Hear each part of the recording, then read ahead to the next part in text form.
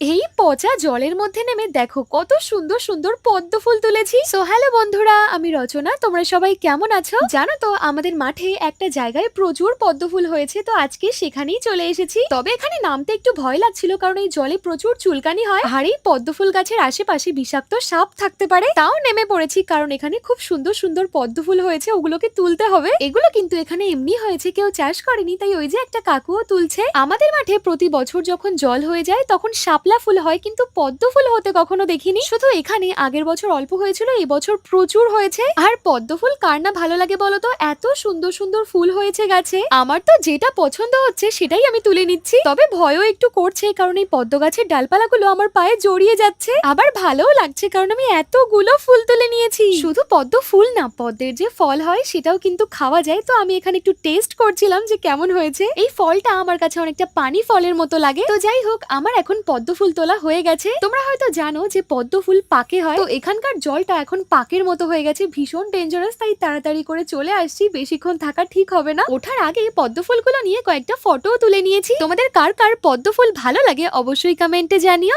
আর শুধু পদ্ম ফুল না, কয়েকটা গাছও নিয়ে এসেছি আমাদের বাড়ির ছাদে বসানোর জন্য।